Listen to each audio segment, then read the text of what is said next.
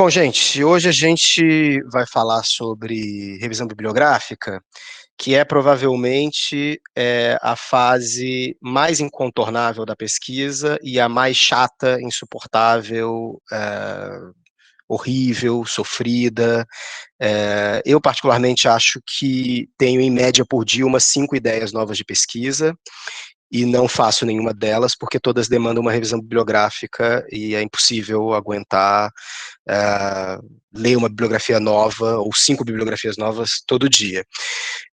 Então, o que eu vou tentar abordar aqui com vocês na aula de hoje é, primeiro, por que a revisão bibliográfica é uma fase incontornável de toda pesquisa, e depois algumas dicas de como eu acredito que essas revisões bibliográficas têm de ser organizadas.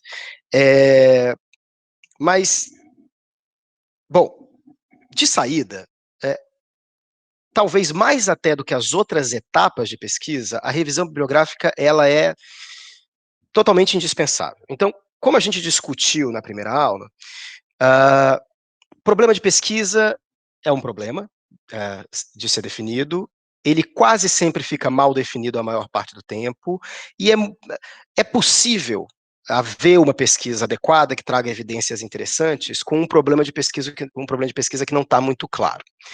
É possível você ter pesquisas que chegam a resultados interessantes, enfim, válidos, com questões metodológicas. Eu diria que isso é quase incontornável.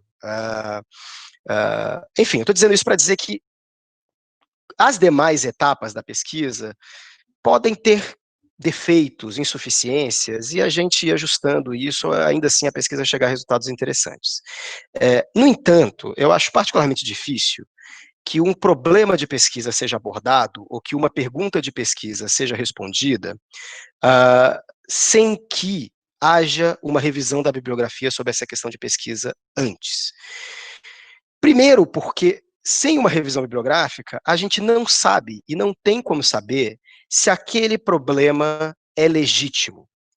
Então, uma primeira razão, uma primeira justificativa de toda revisão bibliográfica é determinar em que medida um problema de pesquisa é legítimo. O que isso quer dizer? Você pode, em alguma medida deve, começar uma pesquisa tendo ideia dos problemas de pesquisa que animam a sua área temática. Um tipo de pesquisa acadêmica, talvez o tipo mais comum, seja aquela que visa dar novas respostas para problemas antigos. Para isso, é preciso ler a bibliografia sobre a área e entender como é que ela constrói esse problema. Veja, na primeira aula eu enfatizei muito que a gente tem que reconstruir os problemas de pesquisa, ou seja, que a gente tem que fazer uma narrativa que indique que um problema de pesquisa é legítimo. Essa reconstrução, ela só pode se dar em diálogo com a bibliografia. Então, essa reconstrução não é você parar sozinho ou sozinha e pensar num problema de pesquisa a partir das suas, sei lá, pulsões íntimas. Ela tem que se dar em diálogo com a bibliografia. Uma outra forma de lidar com o problema de pesquisa é propor a uma bibliografia um problema de pesquisa novo que essa bibliografia, na sua opinião, não estava atenta para ele. Para isso, é preciso ler a bibliografia também. Então, mesmo se você propõe um problema, uma pergunta nova em um debate antigo, ou se você busca uma resposta nova para um problema velho, nos dois casos, a bibliografia é incontornável no processo de reconstrução do problema. Segundo ponto importante. É impossível alguém localizar a contribuição de uma pesquisa para uma determinada bibliografia sem conhecer a determinada bibliografia para a qual aquela pesquisadora ou pesquisador querem contribuir. Então, certa feita, alguém postou no Facebook, isso já tem um certo tempo, a seguinte frase: a minha criatividade não cabe numa revisão bibliográfica. Eu não estou aqui para julgar a criatividade de ninguém, eu acho que vocês são todos muito criativos, têm muito potencial e etc. Mas é impossível saber o grau de criatividade das suas descobertas ou da sua pesquisa sem saber o grau de criatividade das outras pesquisas. Então, eu estou enfatizando isso porque, sim, revisão bibliográfica é algo muito profundamente chato. Ao mesmo tempo, não tem pesquisa legítima ou decente com revisão bibliográfica, a não ser que você seja uma pessoa de muita sorte que consiga, sem ler nada, fazer uma contribuição à bibliografia por plena sorte. Dito isso, a gente pode passar, então, para a parte de como se organiza uma revisão bibliográfica. Qual é o problema dessa exposição aqui? A etapa de pesquisa que mais se complexificou nos tempos atuais, nas últimas décadas, é a etapa de revisão bibliográfica, porque as tecnologias da informação evoluíram muito. Então, hoje no mundo, você tem 1 milhão de plataformas de busca, 2 milhões de plataformas de organização de referências. Então, você tem uma série, uma miríade de elementos que são úteis à revisão bibliográfica. Eu, evidentemente, não vou aqui levar vocês pela mão e mostrar como funcionam cada uma dessas plataformas. O que eu vou fazer é o seguinte, é apresentar critérios gerais do que eu acho que constitui uma boa revisão e um bom balanço bibliográfico, e apresentar as plataformas que eu, pessoalmente, gosto mais de usar e que eu acho que são melhores. E, quando eu digo apresentar, é apresentar mesmo. Eu vou dar um cheiro de cada um desses instrumentos, e aí cabe a vocês, de certo modo, investigá-los mais a fundo. Mas esses instrumentos têm diferentes graus de complexidade. Eu acho que alguns são incontornáveis, ou seja, eles não são opcionais. E aí eu acho que já tem um elemento conceitual importante que a gente vai discutir mais na aula sobre teoria. Mas é o fato de que eu acho importante, ainda que polêmico, distinguir revisão bibliográfica de referencial teórico. Eu já abordei isso um pouco na primeira aula, mas eu acho que existe uma diferença entre essas coisas, ainda que referencial teórico é algo que você constrói baseado numa revisão de livros. Então, portanto, você pode dizer, é uma revisão bibliográfica também. Mas veja, revisão bibliográfica é a revisão de uma literatura que você faz e, de certo modo, se relaciona, que de algum modo se relaciona, à questão de pesquisa e ao problema de pesquisa que você levanta. Referencial teórico tem a ver com os conceitos e com as ideias que te ajudam a traduzir uma determinada ideia, hipótese ou conclusão que está na tua cabeça. Então, como eu também disse na primeira aula, referencial teórico ou categorias teóricas que você mobiliza para expressar o que você está pesquisando ou pensando, pode vir de qualquer corpo teórico, pode vir de qualquer lugar. Não precisa nem vir estritamente da sua disciplina, entendeu? Você pode ler um texto de filosofia, de administração, de economia e falar assim, eureka, achei algo importante aqui. A revisão bibliográfica, nesse sentido, o referencial teórico tem uma dimensão, em alguma medida, opcional. Eu não acho referencial teórico totalmente opcional. Não é, como eu disse também já, uma teoria que você pega e você acha que ela te ajuda a explicar tudo, e aí você vai lá e usa. Não acho que é isso. Mas revisão bibliográfica tem a ver com leituras obrigatórias que você tem que fazer. E tem que fazer porque elas estão atacando, de certo modo, ou de algum modo, a pergunta de pesquisa que você fez. Então a gente vai trabalhar essa divisão, a gente vai voltar nela, mas eu já queria deixar ela mais clara. Bom, vamos partir para o data show. Tá. Alguém pode ir lá e você pode ligar o microfone rapidinho e só confirmar se está dando para ver o slide? Oi, tá sim. Tá ótimo. Vamos lá. Um dos motivos que torna a revisão bibliográfica uma das partes mais importantes, mas também uma das mais chatas, se deve justamente à proliferação de tecnologias da informação. Então, hoje, a gente tem bibliografia muito acessível na internet. Isso é uma vantagem, evidentemente, mas isso gera muita ansiedade, né? Então, a gente tem um tema para pesquisar, sei lá, para variar, raça, ou sei lá, gênero, ou sei lá, violência, ou, por exemplo, religião, e a gente pensa assim, bom, se eu pretendo fazer uma pesquisa sobre sociologia da religião, então eu tenho que ler tudo que foi escrito sobre religião. E aí, evidentemente, você é soterrado pela bibliografia que é inesgotável sobre religião, inesgotável literalmente, é impossível, humanamente impossível hoje, uma pessoa ler tudo que foi produzido na sociologia da religião. O que eu acho que é o problema desse modo de pensar? O problema desse modo de pensar tem a ver, em primeiro lugar, com essa construção de que nós temos que ler tudo sobre um determinado tema. A gente não tem que ler tudo sobre um determinado tema. Ninguém tem que ler tudo sobre um determinado tema, basicamente porque é impossível. O que é preciso fazer é ler as referências diretamente relacionadas ao problema de pesquisa ao qual a gente se direciona, a pergunta de pesquisa que a gente levanta. Por isso que essa etapa é fundamental. Então, veja, eu posso fazer uma pesquisa em sociologia da religião sobre, sei lá, religião, a religiosidade em prisões, no sistema carcerário, por exemplo. Então, como é que se dá a penetração de determinadas religiões em prisões brasileiras, né? Essa pergunta de pesquisa, ela não demanda que eu leia tudo que foi produzido sobre religião. Ela demanda que eu leia tudo que foi produzido sobre a entrada da religião numa determinada área. Nesse caso, prisões ou instituições totais, depende da importância que você dá ou como você define essas instituições.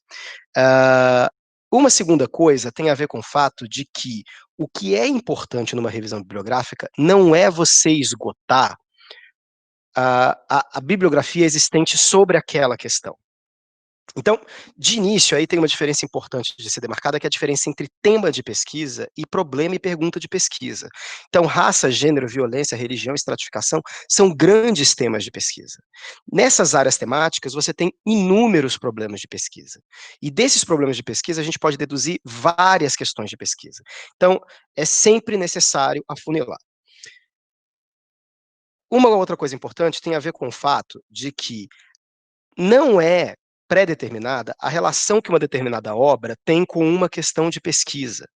Então, mais importante do que a gente tentar esgotar uma área, como se, sei lá, a bibliografia sobre um determinado tema fosse um cercadinho e a gente conseguisse delimitar as distinções entre isso, mais importante do que proceder assim é a gente hierarquizar a bibliografia e saber necessariamente o que a gente precisa ler de fato, aquilo que é secundário, aquilo que é terciário e aquilo que é marginal. Então, eu vou falar mais disso lá na frente, mas acho importante só estabelecer essas distinções iniciais. Bom, quais são as etapas envolvidas numa revisão bibliográfica? Então, eu acho que antes da revisão bibliográfica começar, definição de problema e pergunta de pesquisa. Lembrando que é sempre bom tentar definir isso antes, ainda que a gente saiba que, à medida que a pesquisa avança, a gente vai mudando a forma da pergunta e a forma do problema.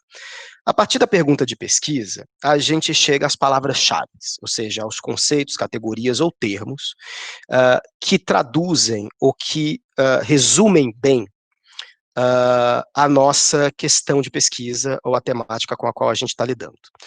A terceira etapa é a definição das plataformas de busca, ou seja, onde a gente vai buscar determinada bibliografia. A quarta etapa tem a ver com duas coisas interconectadas, mas como a gente cataloga e hierarquiza essa bibliografia para saber aquilo que a gente precisa ler necessariamente e aquilo que a gente pode deixar para depois. Terceira etapa, leitura.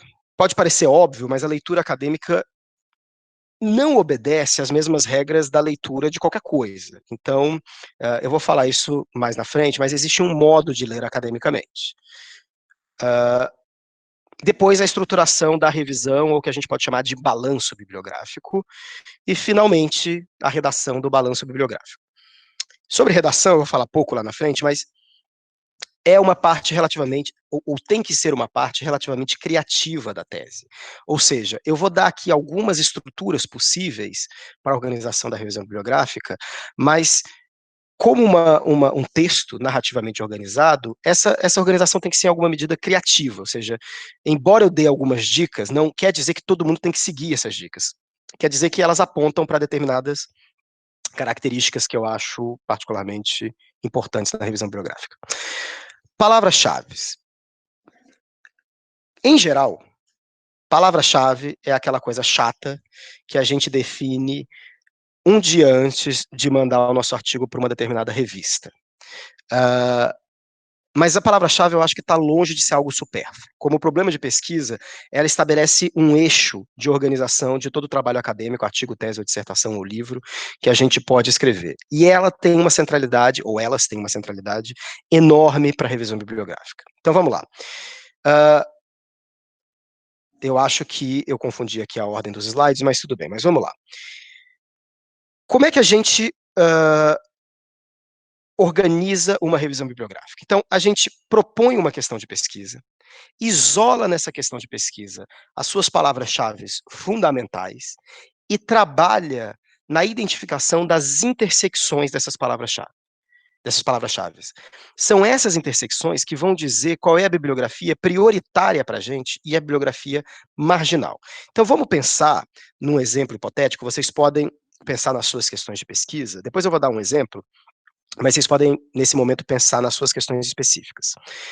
Então, vamos pensar em 5 palavras, vamos pensar na nossa questão de pesquisa, todo mundo aí mentalizando, e vamos tentar isolar os 5 termos-chave que aparecem nessa questão de pesquisa. Então, a gente tem palavra-chave 1, palavra-chave 2, palavra-chave 3, palavra-chave 4, palavra-chave 5. Nesse exemplo hipotético, nessa conjectura, na verdade não é um exemplo, a gente tem 5 palavras-chave e elas desenham diferentes intersecções entre elas. Essas intersecções vão dizer para a gente qual é a bibliografia prioritária, ou seja, o texto que contiver as 5 palavras-chave desse exemplo, esse texto será um texto obrigatório para a gente. Então, se a gente encontrar um texto com essas 5 palavras-chave, a gente tem que discutir com esse texto. Se um texto tiver 4 dessas palavras-chave, ainda assim será um texto importante. Se tiver 3, menos importante. Se tiver 2, talvez a gente nem precise ler. Então, a gente tem diferentes linhas de intersecção. A intersecção das 5 palavras-chave, apontada aí com o número 1, indica a bibliografia que possui as 5 palavras-chave. As intersecções apontadas com o número 2, as 4 palavras-chave e assim por diante. Isso quer dizer que não necessariamente é necessário ler as intersecções de 2 palavras-chave. A gente vai ver daqui a pouco um critério para estabelecer isso. Mas o ponto é, as palavras-chave que estão conectadas ao problema de pesquisa permitem a gente hierarquizar a nossa bibliografia, que é o elemento fundamental aqui. Então, só elementos conceituais, palavras-chave são expressões centrais que conectam um trabalho a outros, isso também é algo fundamental. Eu diria que é mais fundamental em relação à definição das palavras-chave que vão depois caracterizar o seu trabalho, ou seja, palavra-chave não é algo que unifica o seu trabalho no mundo. Então eu sei que você é a única pessoa a estudar o seu objeto, e você tem muito orgulho disso. Mas as palavras-chave que definem essa idiosincrasia da sua pesquisa, elas definem isso, elas não conectam seu trabalho a outros trabalhos. As palavras-chave têm essa função, e é por isso que elas são usadas na busca. Elas, portanto, costumam ser recorrentes em relação a um determinado tema, objeto, ou a pesquisas sobre um determinado conceito. Elas são usadas na indexação de um trabalho, portanto, elas servem para busca de uma determinada bibliografia e na hierarquização dessa bibliografia, como está no exemplo desses círculos concêntricos aí à direita. Para ficar mais fácil, vamos pegar um exemplo, e como eu já disse, eu não tenho criatividade para exemplos, então vai ser o velho Ética Protestante e Espírito do Capitalismo. Então, se a gente extrair a pergunta fundamental que está na obra seminal do Max Weber, a gente pode traduzi-las para qual é a relação entre ética protestante e espírito capitalismo, ainda que a pergunta do Weber seja mais específica, mas eu vou trabalhar aqui nesse nível mais genérico. Como eu já disse na aula passada, essa pergunta já estava presente nas discussões da sociologia da época do Weber. Existem, por exemplo, algumas passagens na própria obra do Marx falando sobre a relação entre protestantismo e capitalismo. O Marx estabelecia uma relação na minha opinião, um pouco funcionalista, mas a gente pode discutir isso depois, mas o fato é que já era um problema constituído para uma área temática da sociologia na época que o Weber escreve essa monografia. Bom, como a gente pode isolar palavras-chave para fazer uma boa revisão bibliográfica sobre esse tema, supondo, por exemplo, que vocês queiram atualizar a tese weberiana, isolando termos que caracterizam essas perguntas. ética, protestantismo, capitalismo. Essas são as palavras-chave básicas, mas elas não são suficientes. Basicamente porque nós, seres humanos, temos uma mania de reproduzir palavras, multiplicar palavras e, portanto, produzir sinônimos. E no caso específico das ciências humanas, ciências que utilizam a linguagem como principal instrumento, essa multiplicação quase sempre tem razões conceituais. A gente vai discutir isso mais na aula sobre teoria. Mas o fato é que nossas palavras-chave envolvem os termos centrais da nossa pergunta, mas também os termos similares, sinônimos ou termos próximos. Então, termos similares para ética, moral, valores, princípios. Termos similares para protestantismo, religião, pentecostalismo, cristianismo, etc. Termos similares para capitalismo, economia, mercado, classes. Nós também, como seres humanos, vivemos em contextos linguísticos distintos e existe no mundo atual predominância hegemônica ou política de determinadas línguas. Esse também é um tema que a gente pode discutir depois, mas eu não vou abordar agora. Ou seja, talvez seja legal nós considerarmos uma bibliografia estrangeira. Então, nas buscas, em geral, nós temos que considerar palavras traduzidas também. O que esse exemplo mostra? É importante construir um glossário amplo de palavras-chave que a gente vai utilizar nas nossas buscas. Aqui eu botei traduções em inglês, porque a maior parte das plataformas de indexação de obras acadêmicas disponibiliza versões em inglês, mas dependendo do tema de pesquisa, pode valer a pena considerar traduções para espanhol, francês, etc. Bom, você está com a vida ganha, você já definiu uma problemática de pesquisa legal, você definiu uma pergunta de pesquisa interessante, e você conseguiu isolar palavras-chave, fez uma busca por palavras similares, e já traduziu um rol de palavras relacionadas à sua pesquisa. Que fazer? Buscar textos que tenham a ver com essa bibliografia. Evidentemente, se a gente chegar no Google e jogar ética, moral, valores, princípios, separadamente, a gente vai atingir aí mais ou menos 1 trilhão de textos. É impossível revisar, quer dizer, pelo menos para mim, é impossível revisar essa quantidade toda. Então, dando agora um exemplo, a gente pode, basicamente, desenhar 3 círculos concêntricos, não, interseccionados, baseados nessas palavras-chave do exemplo do Weber. Então, a gente tem protestantismo capital e ética. A gente tem 3 hierarquias, textos que tratam dos 3, que utilizam os 3 termos, textos que utilizam 2 dos 3 termos, e textos que utilizam apenas 1 dos 3 termos. Isso hierarquiza a nossa revisão. Então, o que eu preciso ler? Eu preciso ler os textos que contenham os termos capital, protestantismo e ética. Esses textos são incontornáveis. Ou que contenham classes, cristianismo e moral, ou que contenham diferentes combinações desses termos. Pode ser importante ler textos sobre relação entre capital e protestantismo, capital e ética, ética e protestantismo, ou as suas variáveis, as suas variações linguísticas equivalentes, ou seus quase sinônimos. É fundamental ler textos que falam genericamente sobre capital, protestantismo e ética. Pode ser importante. Vai caber a você decidir sobre isso. Mas o que importa? Esse tipo de interseccionamento de conceitos e termos fornece uma régua na qual a gente pode hierarquizar a bibliografia e priorizar uma parte e não outra.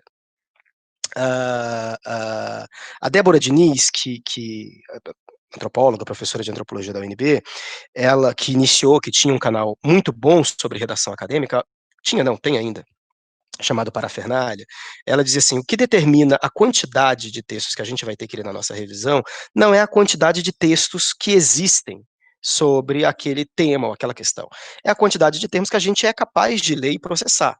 Então, pode ter 1 trilhão de textos, eu tenho que escrever o trabalho de dissertação de mestrado em 2 anos. Quantos textos eu acho que eu posso ler? Evidentemente, vocês podem dizer assim, eu consigo ler 5 textos em 2 anos. Eu, como orientador, diria assim, Menos, né? Quer dizer, não, mais. Mas o fato é que, estabelecida uma quantidade razoável de textos, você tem aí uma ordem de prioridade. Você sabe por onde começar e aonde você pode, eventualmente, parar. Rapidamente, eu vou fazer uma interrupção também agora da apresentação, mas, uma vez definidos os termos de pesquisa, a gente tem o caminho da pesquisa em si, da revisão bibliográfica em si, que envolve plataformas de busca. De novo, plataformas de busca se complexificaram muitíssimo e se reproduzem cotidianamente, e aumentam de dimensões o tempo todo.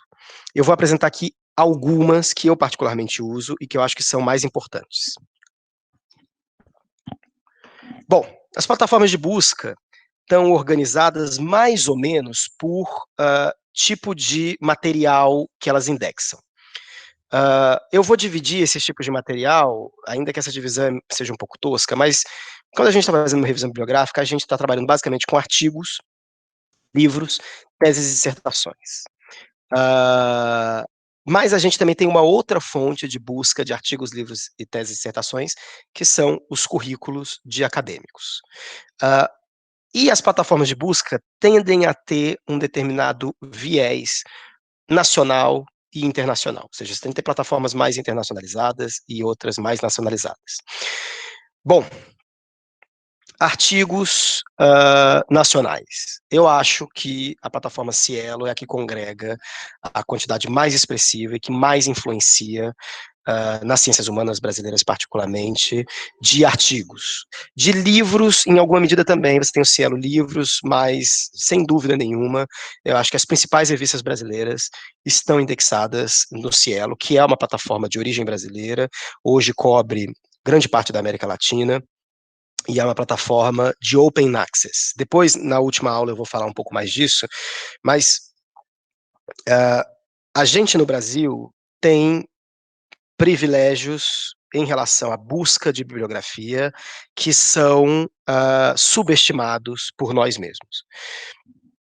Quando o Cielo surgiu, o Open Access, as plataformas de acesso aberto, estavam longe de ser moda.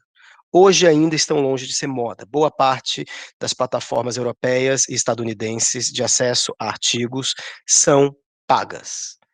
Ou você vai lá e paga, em média, de $20 a $100 por artigo, ou você está ligado a uma universidade que assina essas plataformas, e aí você tem acesso, entre muitas aspas, gratuito, porque a universidade já pagou, mas o estudante paga a universidade.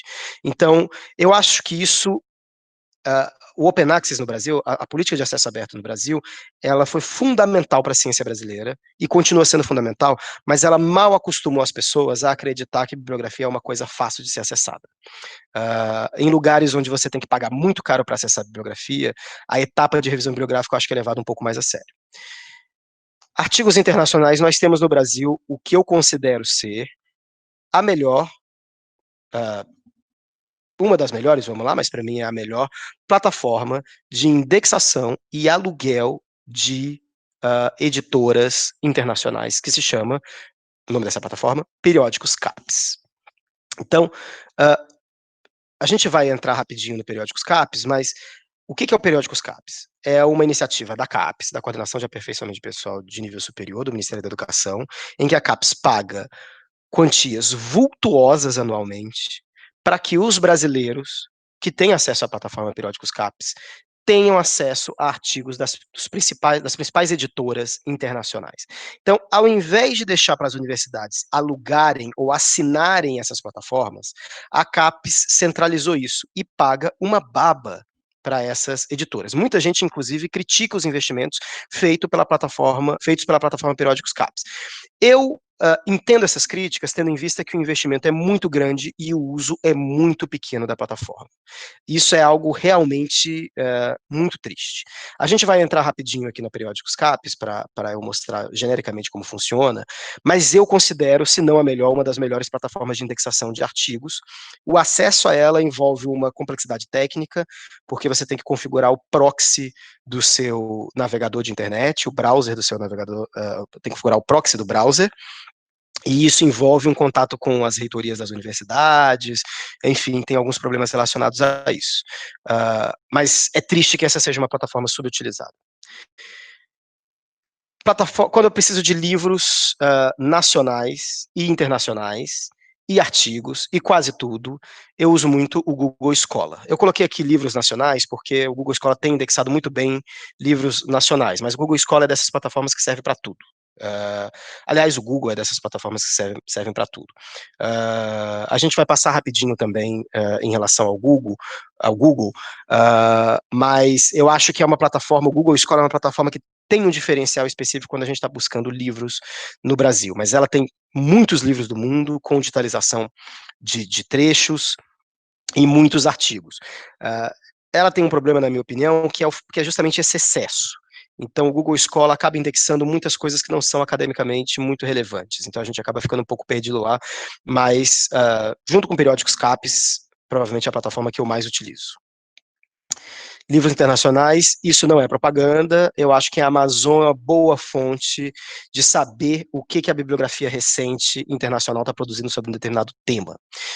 Com todas as críticas que eu tenha e que eu faça, a Amazon, a indexação dela é bem boa e a busca de obras nela também é particularmente interessante. Teses. O Brasil é um dos poucos países do mundo que tem uma biblioteca de dissertações e teses digital organizada e que disponibiliza, hoje em dia, eu acredito, quase todas as teses e dissertações defendidas recentemente no Brasil. Aqui eu quero fazer mais uma nota. Lemos poucas teses. A academia brasileira, os estudantes, sobretudo os estudantes de doutorado, escrevem teses, às vezes sem ter lido nenhuma tese. Eu acho muito difícil que alguém consiga escrever uma tese sem ler uma tese. Então, isso é uma coisa que tem que ser solucionada.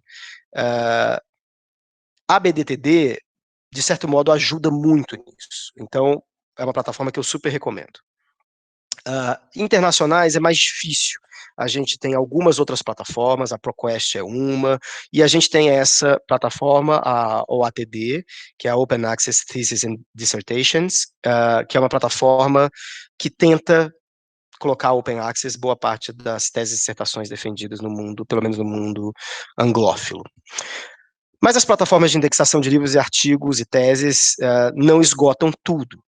Então, quando a gente está em busca de um texto especificamente, eu acho que é muito útil a gente também acessar os currículos daquelas referências nas nossas áreas de pesquisa.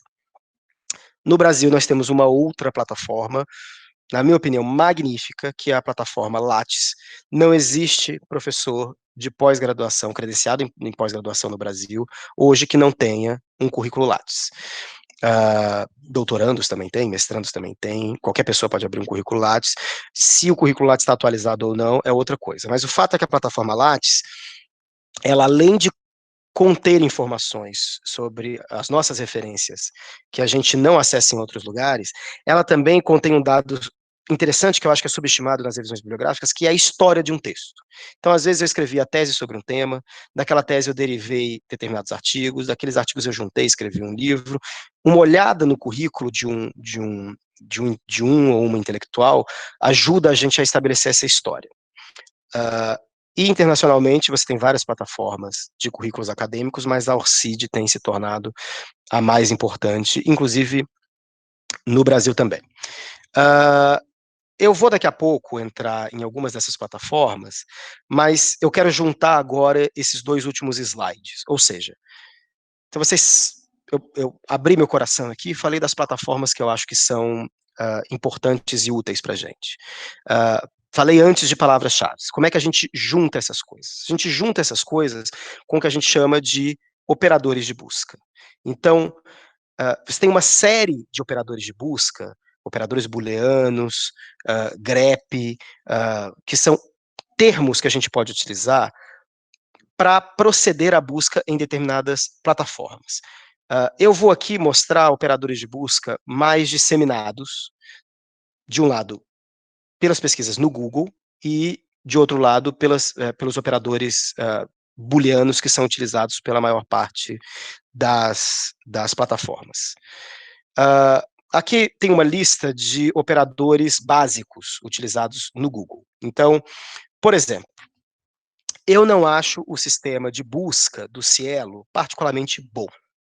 Então, o que eu faço? Eu uso o Google, que é uma máquina de busca. Mas eu quero que o Google busque determinadas palavras-chave em determinada plataforma, como, por exemplo, o próprio Cielo. Como eu faço isso? Eu escrevo o que eu quero buscar, depois disso eu escrevo site, e colo lá cielo.br. Ele só vai buscar referências que estão no cielo.br. E assim sucessivamente. Eu prefiro ler em PDF. Ou eu estou buscando em uma plataforma que indexa de fotos artigos acadêmicos. Mas eu sei que os artigos acadêmicos estão em PDF. Eu uso o operador file type, ou EXT, que é extensão, que tem o mesmo efeito. Então, eu coloco os termos de busca, EXT, PDF. Se eu quiser pesquisar só PDFs no Cielo, EXT, PDF, site, cielo.br. Se eu quiser pesquisar pelos títulos, em title, se eu quiser pesquisar num outro site, mais especificamente num endereço dentro do Cielo, por exemplo, eu quero só pesquisar os artigos da Dados, então eu boto em URL, que é o endereçozinho que aparece no nosso site. Então eu posso botar em URL, cielo.br/dados. Ele só vai achar os textos da Dados. Enfim, eu não vou ficar muito tempo nisso, mas existem vários operadores desse tipo, e uma googada é suficiente para descobrir operadores utilizados pelo Google e por outras plataformas. Outro tipo de operador são os operadores booleanos, que são justamente operadores que indicam intersecções ou relação entre conjuntos. Então, vamos supor que eu quero textos sobre capitalismo e protestantismo. Como é que se eu jogar capitalismo e protestantismo no Google, como é que eu restringo aquilo que está na intersecção? Eu uso os operadores booleanos, nesse caso, e ou and. Ele vai achar só a intersecção para mim. Se eu quiser uma expressão específica, nesse exemplo, guerra civil, civil war, eu coloco entre aspas. Se eu quiser tudo que é de um termo ou de outro ao mesmo tempo, se eu quiser expandir uma busca, ou or. Se eu quiser um termo, mas eu estou vendo que está vindo muito lixo, então eu, sei lá, jogo ética e percebo que nessa busca de ética está vindo muito texto sobre direito, e a minha preocupação não é com ética da perspectiva do direito. Então eu boto ética, not, ou não, direito. Todos esses operadores costumam ser aplicáveis a diferentes bases de dados. Eu vou fazer agora uma interrupção breve, só para a gente brincar um pouco sobre isso e também conferir se vocês ainda estão vivos aí. Eu vou aqui fazer 2 ou 3 pesquisas em diferentes plataformas como essa, só para dar exemplos de como vocês podem proceder. A primeira delas, eu acho que é a mais importante, é periódicos CAPES. Então, deixa eu, de novo, compartilhar a minha tela. Essa é a plataforma Periódicos CAPES. Se vocês entrarem de um computador normal, sem proxy configurado, vocês vão receber um aviso dizendo que vocês estão entrando na plataforma Periódicos CAPES sem acesso. Se vocês entrarem em contato com a reitoria da UERJ, ou com a reitoria das suas respectivas universidades, ou com os departamentos de informática, no caso da UERJ, a DINFO, provavelmente eles vão te mandar um manual de instruções de como configurar um proxy. É algo relativamente simples, você tem que estar nas configurações do seu browser, do seu navegador. E aí você entra nessa plataforma e não acontece nada, ou seja, não tem nenhum aviso. O que ele deve te pedir é um login e senha. Eu já coloquei aqui, então não é preciso repetir. Aqui na plataforma do Periódicos CAPES, você tem 3 tipos de busca: assunto, periódico, livro ou base. Eu vou aqui tentar colocar meus assuntos prediletos: race, gender, e vamos colocar algo novo, religion, sobre o qual eu tenho falado. e lanço a busca. Se demorar mais de 10 segundos, veja, ele achou textos com as 3 palavras.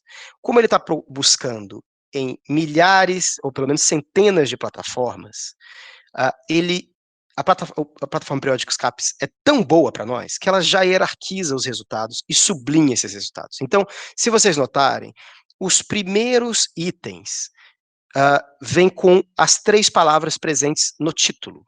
Então, essa daqui tem, essa daqui tem, essa daqui tem. Depois, vocês vão perceber que a plataforma vai indo para aquelas prioridades não tão altas. Então, aqueles que têm os 3 termos no resumo, aqueles que têm os 3 termos no texto, mas não tem no resumo nem no título, aqueles que têm 2 termos no título e 1 termo no resumo, e por aí vai. Ou seja, Periódicos CAPES já organiza em grande parte a nossa revisão bibliográfica. Agora, aqui pode ter vindo coisa de tudo, então, por exemplo, de todos os assuntos. Então, por exemplo, essa primeira referência vem da American Behavioral Scientists, que é uma revista comportamentalista dos Estados Unidos. Essa daqui veio do Harvard Journal of Law and Public Policy, uma revista mais ligada ao direito, e assim sucessivamente. A plataforma do Periódicos CAPES permite que eu estratifique ou que eu restrinja essa busca. Então, por exemplo, eu posso escolher excluir resenhas, artigos de jornais, datasets. A plataforma Periódicos CAPES disponibiliza, por exemplo, bases de dados mesmo para fazer pesquisa. Eu posso focar só em artigos e livros.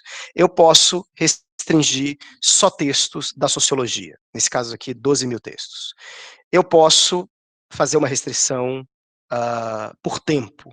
Eu posso, inclusive, optar pelas coleções ou pelas plataformas mais importantes das nossas áreas, a Scopus, da Elsevier, a Social Science Citation, a Web of Science, etc.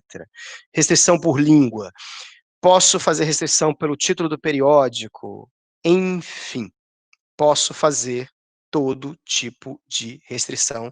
Essa plataforma maravilhosa é pouquíssimo utilizada por nós. Eu acho isso particularmente absurdo. Bom, mas vida que segue, não vou gastar meu tempo fazendo mais propaganda do Periódicos CAPES do que eu já faço. Eu falei para vocês que eu acho que o Cielo, para os debates nacionais, é particularmente importante. Lembrando que o Cielo é capturado pela Periódicos CAPES também, mas às vezes a gente escreve para uma plateia eminentemente nacional. Então, muitas das problemáticas que têm a ver com as ciências humanas brasileiras são problemáticas muito nacionais, no sentido de que elas estão ligadas a problemáticas internacionais, mas elas têm uma forma própria aqui. Então, a busca de bibliografia nacional, ela importa não apenas porque é bibliografia, mas também porque, em geral, a gente está se direcionando para outros ou outras pesquisadores e pesquisadoras do nosso próprio país. Então, nesse sentido, eu acho que o Cielo é a principal plataforma de busca de artigos acadêmicos. Não acho o sistema de busca do Cielo bom. Registro aqui minhas desculpas ao Abel Parker, presidente do Cielo. O Cielo é muito bom em várias outras coisas. Como eu faço, então, para pesquisar o Cielo? No Cielo. Vamos pegar os mesmos termos. E uso o operador do Google Site, cielo.br. Então, aqui eu cheguei a essas referências. A primeira, Religion, Ethnicity and Secular World, da Paula Monteiro. On the Border Between Culture and Religion, Religion and Black Culture Identity. Ok, não quero em inglês. Desculpa, eu coloquei errado. Bom, os resultados não mudaram tanto. De novo, de modo razoavelmente hierarquizado. Eu quero... O Cielo, hoje em dia, indexa quase tudo em inglês e português, mas vamos supor que eu esteja procurando. Esses textos, provavelmente, vamos só conferir, devem ter versão em português também. Não, esse no caso não tem, mas enfim. Mas eu posso fazer a mesma pesquisa com raça, gênero e religião. Apareceram textos em português. Lembrando que, em todos esses casos, eu estou fazendo a pesquisa no Cielo. Eu tenho uma outra plataforma de busca, que eu gosto, que, sei lá, só existe em outro país, ou que o Luiz Augusto não conhece, não mencionou. Se eu tenho a URL dela, se eu tenho o endereço dela, basta eu colocar aqui.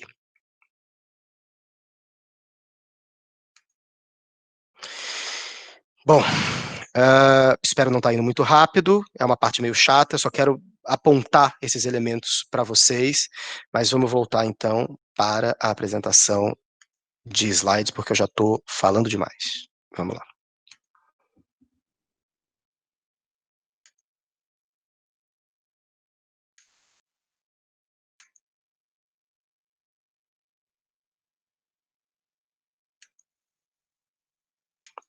Para variar, está dando pau, mas vamos tentar compensar isso. Agora vocês devem estar se vendo, mas vamos. Bom. Vamos lá.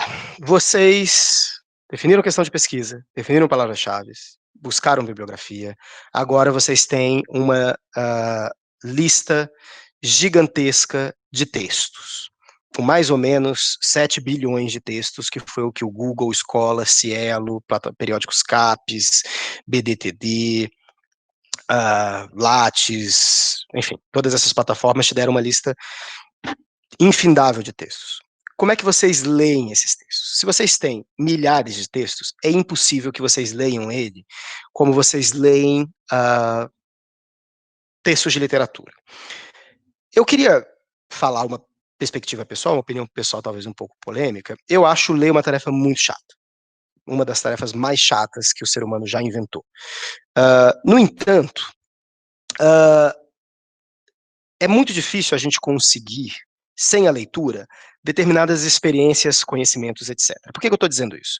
Porque existe, ainda hoje, acredito eu, um certo fetiche da leitura, como se a leitura fosse, em si, uma fase agradável. Eu gosto de ler livros de literatura.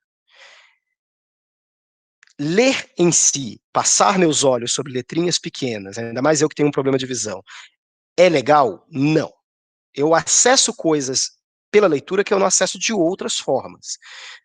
Por que eu estou dizendo isso? Porque a leitura acadêmica, ela, tendo isso em mente, ela tem uma determinada distinção. Quando se lê um texto acadêmico, pelo menos textos relacionados à revisão bibliográfica e não ao referencial teórico, a gente não está buscando, pelo menos eu não busco, uma experiência estética ou uma experiência existencial particular. Eu busco um conhecimento. É verdade que tem determinados textos tão bons e que nos dão esse conhecimento buscado que a gente entra em êxtase, mas a maioria, infelizmente, não é capaz de produzir isso. Isso quer dizer que a leitura acadêmica de revisões bibliográficas ou de uma bibliografia muito extensa tende a ser uma leitura instrumental e por isso ela obedece a regras específicas. Então, muitas vezes a gente pega um livro, uma tese, e descobre que tem lá citadas ou referenciadas 200 teses, 200 livros, enfim, 200 referências. E você pensa assim, pô, essa pessoa leu muito. Leu muito, sobretudo, quando a gente imagina que o que entra na referência bibliográfica pressupõe 10 ou 20 coisas que a gente leu e não serviu. Então, se uma pessoa citou 200 textos nas referências bibliográficas, provavelmente ela leu 2 mil, ou 2 milhões, ou 200 mil, 2 mil, 20 mil, 200 mil, textos que não serviram para nada. Então, essa pessoa realmente é uma máquina de leitura, ela é quase um Google. Mas não é isso. A leitura acadêmica ela é uma leitura específica. Como se lê um texto acadêmico? Esse slide é repetido, mas é importante gravá-lo aqui. Primeiro, deve-se ler os textos buscando o problema e a pergunta de pesquisa que eu estou me fazendo. Se eu leio diagonalmente um texto e não acho isso, esse texto não tem a ver com o que eu quero fazer. Ele não faz parte da revisão bibliográfica. De novo, pode servir como uma ilustração erudita, pode até servir como referencial teórico, mas ele não faz parte da bibliografia que eu preciso revisar. Então, a gente deve ler os textos buscando uma resposta à pergunta de pesquisa que a gente levantou e pressupondo que alguma resposta a essa pergunta existe na bibliografia. Mas, como eu já disse na aula passada, sabendo que a resposta a essa pergunta de pesquisa nunca será completa, totalmente, e que aí a gente pode fazer uma contribuição. Também vou repetir isso. Esse tipo de leitura, eu acho que ajusta o problema da deferência excessiva, ou uma leitura corroboratória, e o problema da arrogância excessiva, ou uma leitura condenatória, ou seja, aquela pessoa que, no primeiro caso, lê tudo e gosta de tudo e inclui tudo, e a outra pessoa que lê tudo e não gosta de nada e só o trabalho dela é bom. Mas, enfim, como é que a gente lê agora enquanto tarefa mais mecânica, no sentido de passar olhos sobre papéis ou telas com letras? Pode parecer banal, mas a primeira coisa que a gente tem que ler de um artigo, de uma tese ou de um livro é o seu título. E eu estou dizendo isso porque a gente também gosta muito de inventar quando vai dar título aos nossos trabalhos. Mas trabalhos acadêmicos, enquanto trabalhos que têm uma pretensão de informar ou de indexar conhecimento, têm de ter elementos informativos nos seus títulos. Então, eu sei que, às vezes, para vender um livro, é melhor botar um título grandiloquente, mas para indexar uma tese ou um artigo acadêmico, é preciso ter, ao mínimo, um subtítulo informativo. Então, vocês podem fazer algo que é legítimo, que é assim, aquele título lindo, grandiloquente, 2 pontos, o subtítulo informativo. Então, sei lá, Orgulho e Preconceito, 2 pontos, Racismo no Brasil Contemporâneo. Orgulho e Preconceito, da perspectiva da indexação ou da revisão bibliográfica, não me diz nada, mas o subtítulo tem que dizer alguma coisa. Segundo elemento, o resumo. A maior parte dos textos que vocês vão ler não vai servir propriamente, não vai constar nas referências bibliográficas dos seus trabalhos. E isso já é captável no próprio resumo. Livros, em geral, a gente não tem resumos. Então, você tem introduções, resenhas, prefácios e por aí vai. A numeração está errada aí, mas enfim, no caso de livros. Você já deve ter percebido, mas eu dou muito valor a palavras-chave. Então, também está faltando um S, mas tudo bem. As palavras-chave são fundamentais. E depois disso tudo, a gente lê a bibliografia. Então, vocês podem pensar assim, pô, mas eu não vou ler o texto. É óbvio que vocês podem ler o texto, mas na fase de compilação de referências bibliográficas, a leitura da bibliografia, às vezes, é mais importante do que a própria leitura do texto. Um texto pode ser marginal ou até inútil para você. Você leu o título, leu o resumo, leu o texto inteiro e percebeu que o texto é ruim. Mas talvez a bibliografia contenha informações importantes, e por isso que ela tem que ser considerada de início. A bibliografia é importante por outro motivo também, porque é da bibliografia dos textos que nós descobrimos outras referências bibliográficas para a nossa revisão bibliográfica. Mais do que isso, é na bibliografia dos textos que a gente descobre, vou falar disso depois, a bibliografia que é mais central, e que, portanto, deve ser considerada, ainda que não tenha necessariamente a ver com as nossas palavras-chave. Então, se eu leio os textos relacionados às palavras-chave e eu descubro que tem um outro texto geral que se repete exaustivamente, eu provavelmente vou ter que ler esse texto. Ainda que ele não tenha, ainda que ele seja referência teórica, ainda que ele não tenha necessariamente a ver com o meu trabalho. Vou dar um exemplo. Estudos de mídia. Estudos de mídia já tem um tempo, uns 30, 40 anos, utilizam muito a categoria de enquadramento. Então, você tem, dentro dos estudos de mídia, uma área importante de estudos, que são os estudos de enquadramento.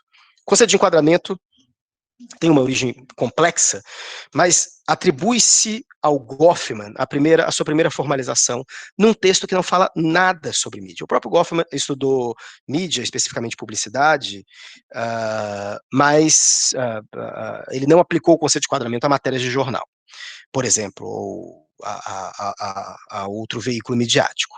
No entanto, se você estiver fazendo uma revisão bibliográfica sobre o conceito de enquadramento ou sobre enquadramentos midiáticos, e você começa a ver na bibliografia o Goffman repetido, provavelmente Goffman será um texto obrigatório para você, porque é preciso entendê-lo para entender os pressupostos teóricos da bibliografia com a qual você está trabalhando. Depois, introdução, e aí as pessoas mais puristas com a leitura ficam ofendidas quando eu digo isso, a conclusão. Introdução e conclusão são escritas justamente para resumir os principais, antecipar e resumir as principais características de um texto.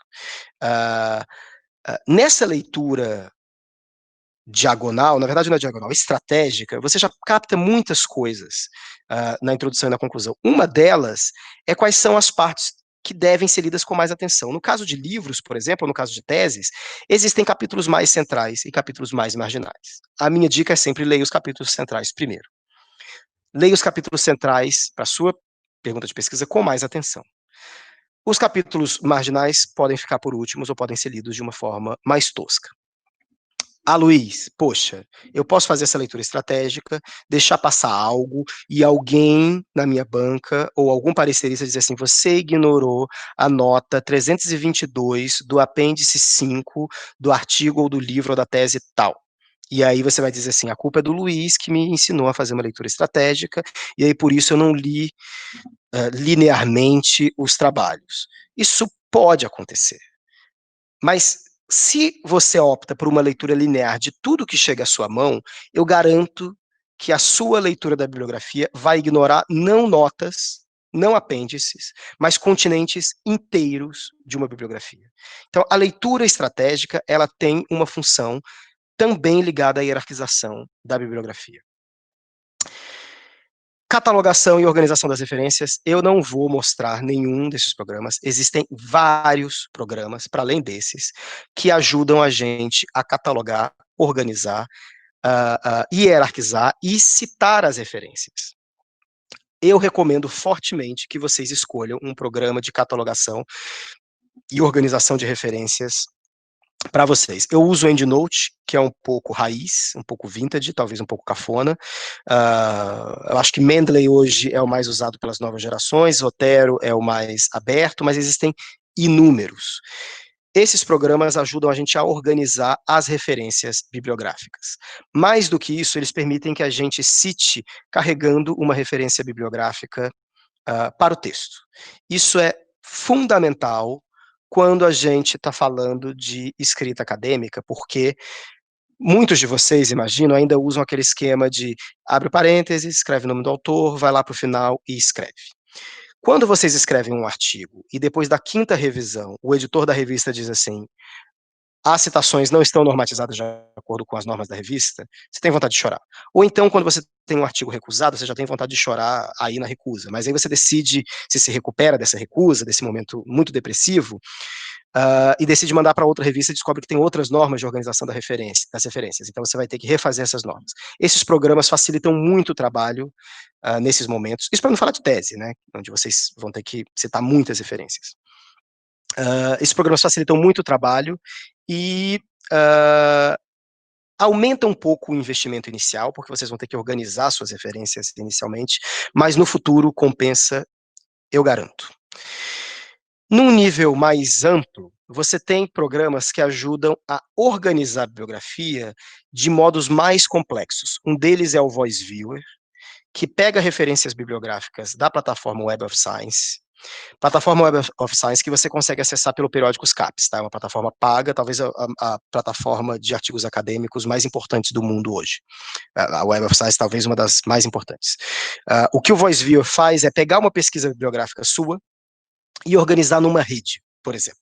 Ou te fornecer dados quantitativos para que você possa construir algo que está se tornando cada vez mais comum, que são as chamadas revisões bibliométricas, ou revisões bibliográficas sistemáticas, ou meta-revisões bibliográficas. Eu não gosto muito desses títulos, eu prefiro chamar de revisões bibliométricas, mas elas basicamente pegam grandes bibliografias e organizam de acordo com técnicas quantitativas e bibliométricas. Então, ao invés de dizer eu li essa bibliografia e eu cheguei à conclusão que Goffman é central nessa bibliografia, eu pego a Web of Science, faço uma pesquisa sobre mídia, baixo esses dados, coloco numa rede e lá aparece Goffman no meio.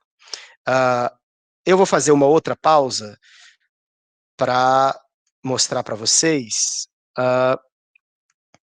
um instrumento que a gente constituiu no OCS, grupo que eu coordeno junto com o professor João Fério Júnior, e que eu constituí com a ajuda do Marcelo, meu orientando, Marcelo Paiva, e que faz basicamente uma rede de citações das referências bibliográficas mais recorrentes nas revistas de ciências humanas disponíveis no Cielo.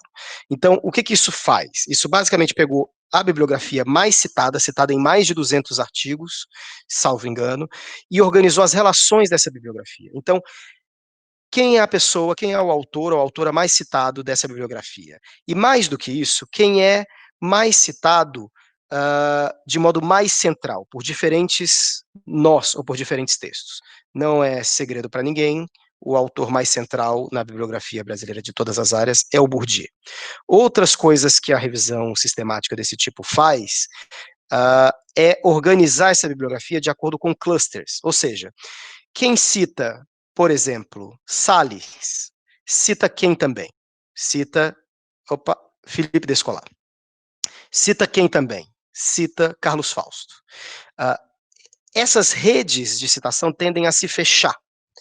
Então, aqui, a gente coloriu as redes que se fecham mais sobre si mesmas e essas cores indicaram para a gente, na verdade, grupos disciplinares. Então, nessa parte verde, a gente tem Salles, Descolar, Carlos Fausto, Virto Tani, Roberto Cardoso de Oliveira, são referências da antropologia. Na parte azul, a gente tem John Rawls, B.S. Santos, não sei quem é, John Elster, Iris Young, Luiz Felipe Miguel, Jürgen Habermas, referências importantes da ciência política.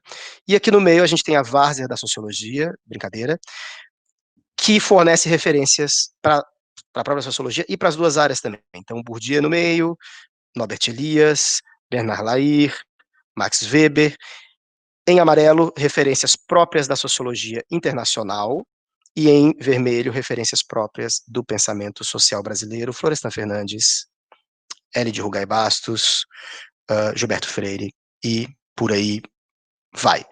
O que o VozViewer permite fazer é basicamente construir redes desse tipo para as revisões bibliográficas de vocês. Se vocês quiserem aprender, tem milhares de vídeos no YouTube mostrando como é que se fazem essas redes. Se vocês tiverem preguiça, contactem o Marcelo, que, salvo engano, está nessa sala. Uma das perguntas que eu ouço recorrentemente é quantos textos eu devo ler numa revisão bibliográfica? Eu acho que é uma pergunta errada. Ninguém sabe quantos textos você deve ler. A questão é quantos textos você é capaz de ler dentro de um limite razoável. Então, em geral, como acadêmico, eu acho que a gente tem que fazer uma profissionalização da leitura. É muito chato, em tempos pandêmicos é quase impossível, mas eu acho que um acadêmico que passa uma semana sem ler nenhum texto relacionado ao seu tema de pesquisa, ele corre muito risco de se desatualizar.